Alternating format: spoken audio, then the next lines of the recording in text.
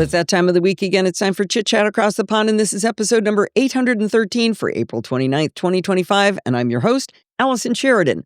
This episode is going to be a little bit different.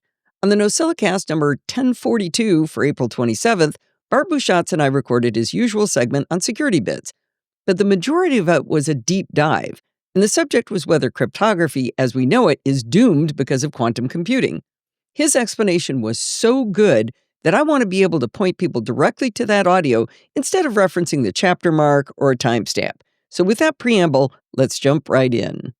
Our very first topic is, in fact, a deep dive, and it comes from the PodFeed Slack over at podfeed.com/Slack. We have a recent Slack participant, Mild Demons, who posted a question I thought was worth taking here. So what he wrote was, I am wondering if you know and can tell us what the security community is up to in regards to quantum computing breaking the encryption that we have now. I just thought about this as Microsoft has a quantum computing chip, and I was just wondering the above.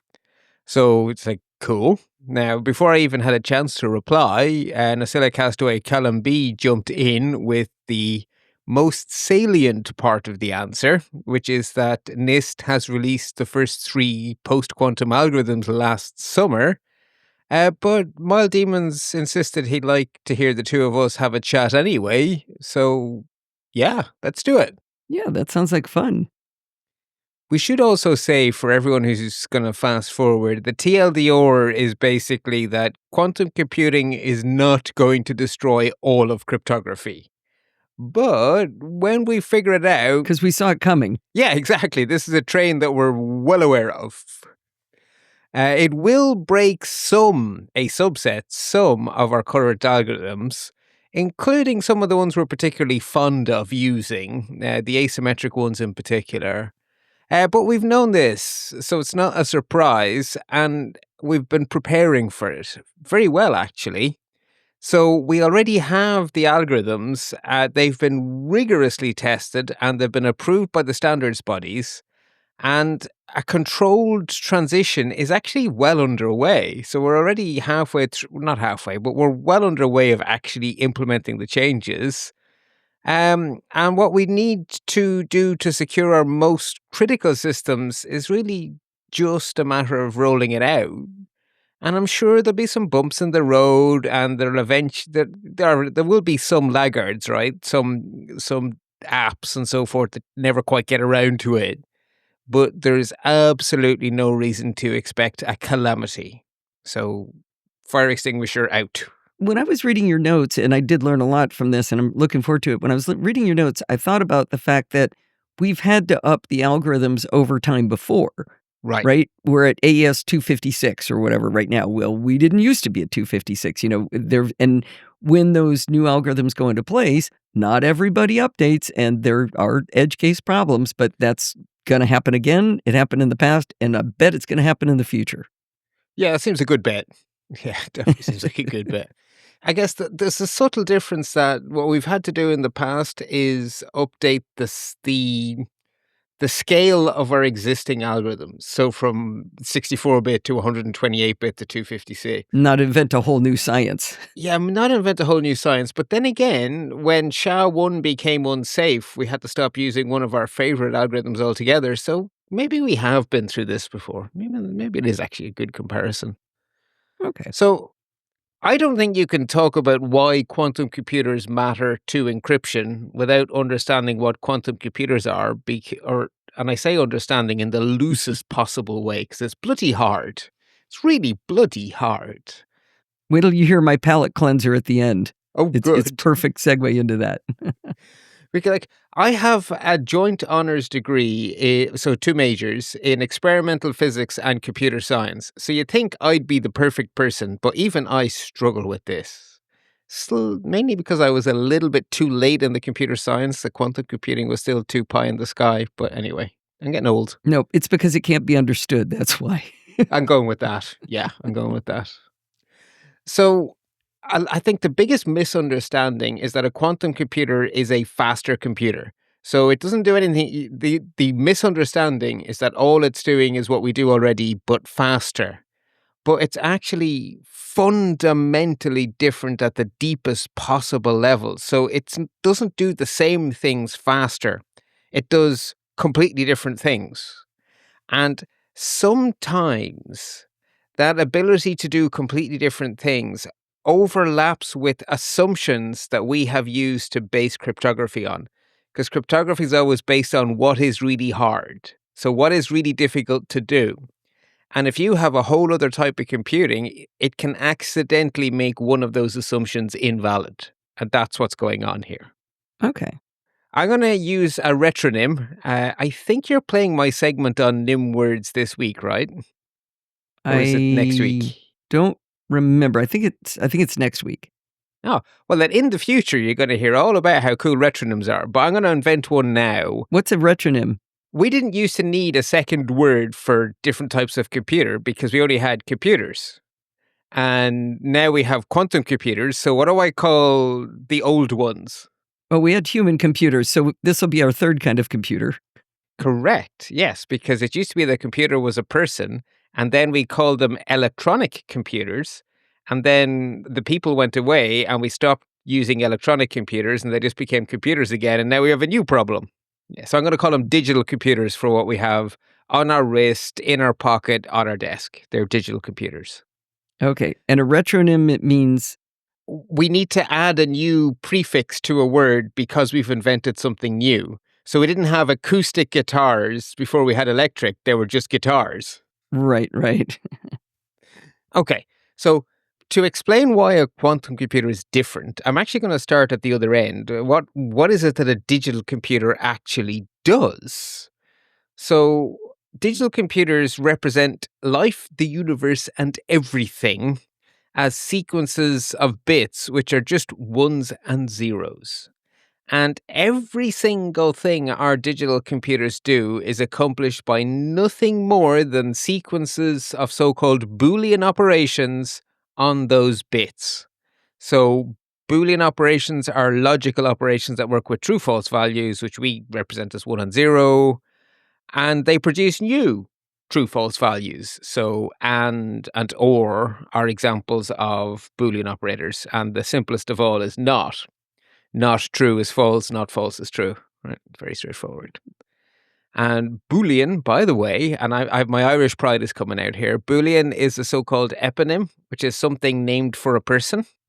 And George Boole was a scientist in the University of Cork in Ireland, and that's where he did his work on Boolean logic and Boolean algebra. So we get to claim him. That's cool. You should be proud of that. Yeah. An important feature of digital computers is that they are inherently parallelizable. So we don't apply Boolean operators to single bits in sequence. We work with groups of bits, which we call words. And so there's nothing complicated here, right? Think of a single Boolean operation as being like an old dirt track, one at a time. And what our modern computers are doing it a number at a time. So if you have 8 of them at a time, you basically have an 8-lane highway. And you're just doing exactly the same thing in parallel, 8, 16, 32, 64. And when you hear people talking about going from 32-bit architecture to 64-bit architecture, they're talking about doubling the lanes. So the number of words? No, the size of the word. So there are 64 bits in the word for a modern A-series processor. Okay. And when I was a kid, there were 16 bits in my 386. And then we went up to 32 bits. For most of Windows' history, it was 32-bit computing. And now we're at 64 bits. So the word has gone from 8 to 16 to 32 to 64. Okay. But a word is still a word. A word is, we use the word word to describe our size of chunk, right? So we are now on 64-bit chunks. Okay. So I'd like you to put a mental pin in how easy it is to parallelize normal computing. So digital computing. You just add another lane. It's exactly the same thing. You just copy, paste, copy, paste, copy, paste. I say just, right? It's hard work for Intel or TSMC, but conceptually it's not. It's trivial. So the illusion of the amazing power and complexity of our modern computers is purely coming from scale. We have literally billions of groups of 64 bits being altered billions of times every second on our wrists. And I'm being literal here. I'm not being hyperbolic. Giga is billion. Our modern Apple Watches are 64-bit processors running at a few gigahertz clock speed that store a few gigabytes of data. That is billions all the way down. Wow. Yeah, I know. That's crazy to think about on our wrists. Yeah. I always like to see the comparisons of, what was on Apollo 11, right? Versus what's on our wrist. Yeah, exactly. So the apparent complexity is what really catches most non-computer scientists by surprise, because I think it must be something really complicated going on, but we're just doing really simple things lots and lots and lots of times. So there are only 4 fundamental Boolean operations: the not, the and, the or, and the exclusive or the XOR. And in terms of science books and stuff, we make 2 more up. If you take a not and you combine it with an and, you get a NAND. And if you take a not and you combine it with an or, you get a NOR. And the NAND you probably heard a lot. How often I heard about NAND flash? Mm-hmm. Yeah. And that's because when it comes to physically making these things on pieces of actual silicon, the easiest one to make is the not and, the NAND. And a really fun thing is you can take NAND, and by taking no more than 3 of them, you can simulate every other one of the operators. So if you only knew how to make NAND hardware, which we call gates, you could do everything. And since NAND is the easiest to make, that's what we do. So our big silicon chips are just really complicated collections of trillions of NAND gates. That's all that's going on in there. Just lots and lots and lots and lots and lots of NAND gates. More. It's amazing. One more thing I'd like you to put a mental pin in. Boolean logic is deterministic. That means that if you take the same 64 bits, shove them through an XOR gate, you will get the same 64 bits out the other end every single time, over and over and over. There is one right answer to X or Y. Always. So it's simple math. It's really simple math. Exactly. Right? Okay. So that's digital computers. And I hope I haven't confused anyone here. It's very straightforward. We just do lots of it very quickly. So these quantum computers. So they do not work with Boolean logic at all. They don't use bits. They use qubits, which is spelled Qubits, but it's pronounced qubits. And I've only really heard it spoken on podcasts, so I misspelled it all throughout the show notes until I checked at the very end and then went back and corrected myself. So it's pronounced qubit. It looks like Q-tip, but it's not. Yeah. Yeah. That's probably why. Qubits don't encode specific values. They encode probability distributions of 2-value quantum mechanical systems. So not 1 or 0, but the probability of 1 or 0. So a qubit could be 75% likely to be a 1, or 62% likely to be a 1, or 98% likely to be a 1. Isn't it always 50-50? Oh, it could be 50-50, but that's just one of its possible values. No, why isn't it always 50-50? That would be like saying, why isn't a bit always 1? Like, what you're representing is a probability range. That is the most finite piece of data in quantum mechanics. The smallest piece of information in quantum mechanics is a probability. Okay, so it's not the roll of a die. It's not the roll of a die. No, it's all possible rolls of a 2-sided dice. Or flip of a coin. All possible flips of a coin. And if the coin is weighted, it's not 50-50. Oh, so the coin, okay, that's the difference. Yeah, you can have weighted coins. And how weighted all the coins are is how you encode your problem. So you encode your problem as a bunch of really unfair coins. they go into a quantum operation and a different number of really unfair coins come out the other side that are differently unfair. And you do that over and over and over again instead of these Boolean ands and ors. So the unfairness of the coins is changing over time. So every time you run it, you're going to get a different answer? Well, it's not that it's changed over time. So if you're trying to do one bit of factorization, you represent the problem as a set of probabilities.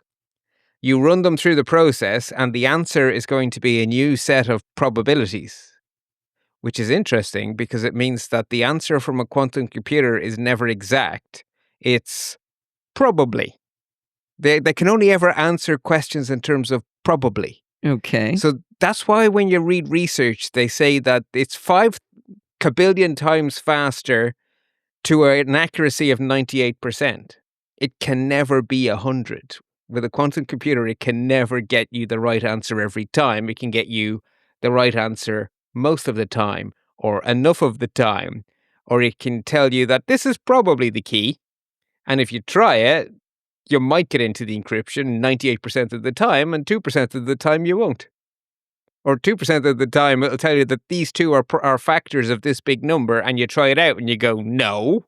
When I actually multiply these together, they don't add up, they don't work out. It's probabilistic. It's not exact. It's every time you run it, you get a different answer, but the answer, it's like doing a real physics experiment. You don't actually get an exact value for the acceleration of gravity when you measure it in a lab. You get an answer and you have an error bar. Right? That's how it works when you're writing stuff down in physics class. You know what it should be. Yeah, but that's in measurement. That's not in what the answer really is.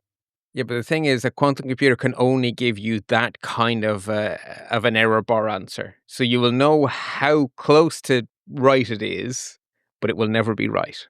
And so you're always interested in shrinking the error bar. I'm going to throw in something that adds no value whatsoever, but every time you say qubit, I'm hearing the Bill Cosby skit for the people who are old enough where he's talking about building Noah's Ark and the instructions were in qubits and he keeps going, what's a qubit? Yeah, I was going to say, if you're like Egyptology, the qubit is how the pharaohs measured everything, which is why the Bible uses it for the Old Testament. So the pyramids were in qubits. Anyway, I know that was no use, but I couldn't stop hearing it, so I had to say it. I'm also listening to the History of Ancient Egypt podcast at the moment. So I have qubits on my mind in all angles. Qubits all the way down. Okay, so we don't know the exact answer. We're just getting probabilities. I'm with you so far. So that's one of the 2 pins I asked you to keep track of. So basically, classical computers are deterministic, quantum computers probabilistic. The other pin I asked you to keep in your head was parallelizability. And this is where the laws of quantum physics are not our friend. So with a classical computer, we just copy-paste what we were doing on 1 lane into 2 lanes, 4 lanes, 8 lanes, 16 lanes, as many lanes as we like. In order to scale a quantum computer, you need to quantum entangle the qubits. Okay. This is what was literally called spooky action at a distance by Einstein. At a quantum mechanical level, you can tie multiple particles together so that they effectively become one superparticle, which means that instead of representing one probability, they now represent 2. And so in the real world, you need to be able to put more than a single qubit worth of information in, so you need to have more than one qubit working together. And in order to do that, you need to entangle more and more and more and more qubits. And that's really bloody hard. And that's where we're making progress now, but we're not there yet. We're not there yet. If you think of the famous Schrodinger's cat, right, the idea is that when you don't observe the cat, it's in a box with a radioactive source with a 50-50 chance of decaying. And if it decays, it'll kill the cat. And if it doesn't decay, it won't kill the cat. So as long as you don't look in the box, the cat is both alive and dead. It's called a superposition state. Well, you need to keep all of your qubits in that state. And all it takes to knock them out is one excited electron being knocked loose by heat, which is why you're cooling these things to all be cheeses. Oh, okay. Like, the real world is just constantly trying to knock quantum mechanical systems out of superposition. and you're desperately trying to keep them, keep it in, then I can do computing. And so you say, oh, look, I managed to hold it together for a few milliseconds. Therefore, we did some work. I'm guessing even if you get it cold enough, every once in a while, the universe will just spit a neutrino at it to help out. Oh, right, yeah. So you're never going to get a quantum computer running for 4 weeks.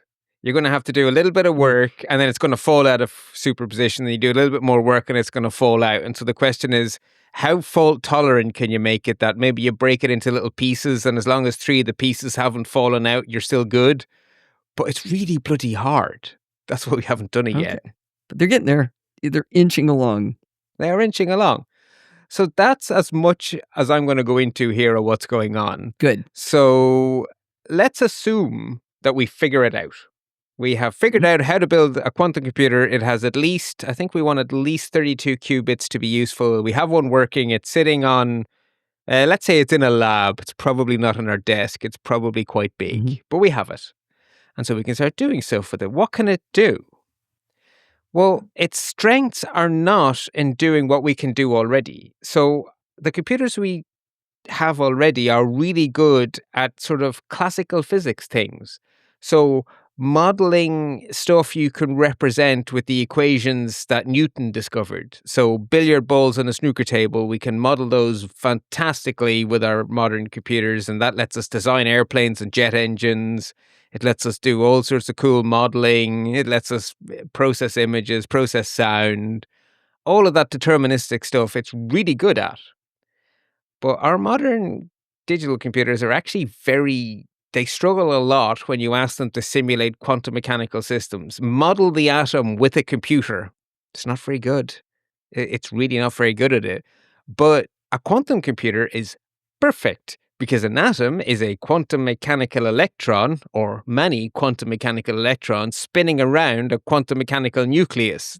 That's its home turf. It'll be great at that. A lot of medicine is low-level quantum chemistry. Again, quantum computers can model quantum chemistry really well. Like cutting-edge DNA stuff gets down to that level. Oh, that's interesting. Okay. And engineering stuff. We're now running into a problem. We can't make our normal computers go faster and faster and faster and faster because they're now getting so small that single individual electrons are passing through those NAND gates, which means they're starting to become not deterministic. And that's not good. A better understanding of quantum computers might help us make digital computers better, which is kind of weird. So realistically, you're not going to have a super cooled thing that can't get warm on your wrist or in your pocket or on your desk. But I do see a future where universities have a quantum computer that you book time on, like you used to book time on an old-fashioned digital computer, right? You'd submit your job and it'd happen overnight and you get the results in the morning. I could see that happening with a quantum computer in the university. I could see high-end research labs like NIST or something running a bunch of quantum computers that you could book time on. I could see the R&D department in Intel or TSMC getting great use out of a quantum computer. But they're not going to be replacing our iPhones, our Macs, and so forth, because they don't do the same thing. It's the wrong tool. It's the wrong tool. It's a really cool tool, and I'm really looking forward to what we're going to do with them. But it's not going to do what my iPhone does, my Apple Watch does, or my Mac does, which is fine because I have iPhones, Macs, and so forth, and they're cool. By the way, this is one of the reasons that funding science research is important, right? We don't get there without funding science research. Yes, because we ain't going to turn a profit from this for some time. This is not at that level. So what does any of this have to do with cybersecurity? Why all the hubbub? Well, the answer is that one of the things that we do know we could do with quantum computers, because we have literally invented the algorithm, it's one of those things like Charles Babbage. He had theorized about computers, and one of his collaborators was Ada Lovelace, who is often called the first computer programmer. She wrote algorithms for what computers could do before Charles Babbage got around to inventing one. She designed programs with nothing to run them on. Oh, I didn't realize that. right? Which is amazing. We have one of those. Shor's algorithm, we have figured it out. It is a mechanism to use quantum mechanics to solve the factorization problem. This is like in math. I give you a big number. You tell me what two prime numbers, when you multiply them together, produce that big number I gave you. It's a very difficult problem, but with quantum computing, we have a mechanism for solving it with a high probability in a small amount of time. Whereas with classical computers, it takes the age of the universe, which is why we used it as the basis for cryptography. Because for cryptography, you need to have something that's easy to do in one direction. Multiplying two numbers is something computers are really good at. So it's easy to go from two small numbers to a big one. It's really hard to go from a big number to which two prime numbers made it up. Now, this sort of invalidates what we were saying earlier, which was that the digital computers are good at one kind of thing and probabilistic computers will be good at doing something completely different. This is actually something that a digital computer can do. It's just really slow at it. But this probabilistic computer can do it more quickly. Yeah, but we can model the atom on a digital computer. It's just really inefficient. Oh, okay. So it's not that it can't be done. It's just that's the wrong tool. It's the wrong tool. I mean, my fourth year physics project was to model a very simple quantum system with one neutron and one proton and one electron. Oh, wow. And all I could do was approximate it because that's all you can do when you're writing in C. Right. I hate C, by the way. Just saying. I was so happy when I found that out because I tried to start to learn it on my own before we started programming by stealth, and you said, no, don't start do that. there. No, it's barely disguised machine code, barely disguised assembly language. Barely. Right, anyway. So, because we have Shor's algorithm, a whole bunch of our cryptography is built on the assumption that it's really hard to factor big numbers. And when the day we have a workable quantum computer where we can make Shor's algorithm happen for real, all of that cryptography evaporates. Because it's based on the idea that you can't reverse it easily, and now you can. So that part of cryptography we have to have replaced before then. But it's not all of our algorithms. It's just the algorithms based on factorization. So what we need to do is develop new algorithms that have that the forward motion continues to be easy on digital computers. Like multiplying numbers is easy. We need similar things that are easy to do on the hardware we have now, but are difficult to do in reverse on both current digital computers and quantum computers. Oh, okay. Because going forward, we're not worried about it, but we can't be able to go back on either. We can't go backwards on either. And we have those algorithms.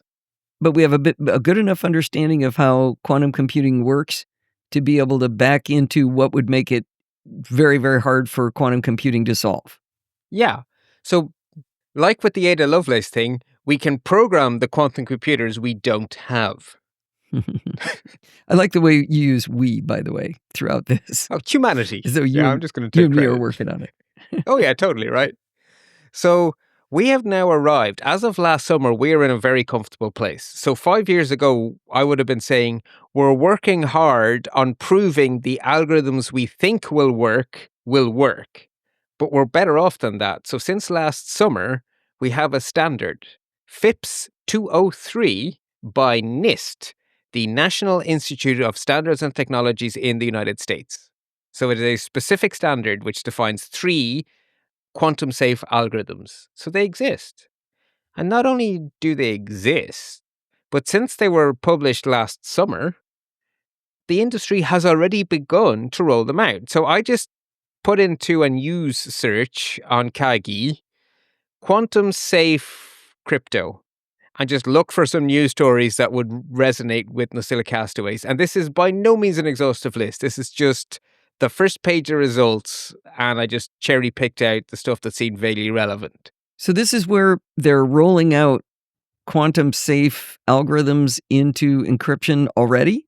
Yes. Wow. So all of these stories are quantum-safe crypto in use today already. Right. We probably don't have time for you to walk through them, though. Yeah, I'm just going to give you the brand names. AWS, Google Cloud, Microsoft, Cloudflare, Chrome, Signal, OpenSSH, iMessage. That's Oh, not nothing. some big names. Yeah, so we are on the right road. If magically Microsoft's new chip was better than even they think, and physicists think it's not as good as Microsoft say, but that's another discussion that I'm not going to weigh in on. If they made one tomorrow, we could scramble and deploy the stuff we already have today. It would be horrible to have to scramble like that, but we could. We're ready. When you say Microsoft's new chip, you don't mean their next Silver Lake or whatever. You mean something else. They made news a few weeks ago, which is what triggered the question on Slack, that they had developed a new approach to quantum computers that they believe is going to bring it from a decade away to a few years away. Okay. Just wanted to make sure that was clarified. We aren't just talking about the next... Yes. Yeah, not the next Intel chip. Don't worry. Mm-hmm. So we're on the right road. Look, it'll be bumpy. A few things will go wrong. Some people, like some browser somewhere, will not update itself. People stuck on Windows 11 after it's been out of support for 5 years are going to be stuck on old crypto. We're going to have these edge cases. But there's no reason to fear a calamity. We're on a good road here. We can also say with confidence that the real problems will be the mostly bags of water in front of the keyboard throughout quantum computing as well, where we're using password 123, right? Yeah, exactly. It's like we're going to do the wrong thing as humans, no matter what technology isn't available. And their other big job is to keep us from being allowed to do that with things like passkeys and all that. So it's probably a good time to announce that we're going to start doing quantum computing and programming by stealth, like in the next couple of weeks, right? That's next on our roadmap. Oh, great. I look forward to finding who you found to teach that. I'll be a keen student.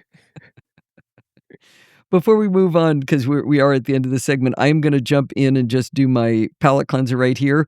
Ooh. There's a video of a professor, and I wish I knew who it was because nobody credits who the guy is, but he's a quantum mechanics professor, and I put a link to it, the most open link I could find. It's linked all over the internet, but it's a quantum mechanics professor explaining that no one understands intuitively how quantum mechanics works. And he says the good news is that I'm going to be here to teach it to you. The bad news is you're not going to understand it when I'm done. But what is going to happen is right now I'm the only one who doesn't understand quantum mechanics. When we're done, none of you will be able to explain quantum mechanics.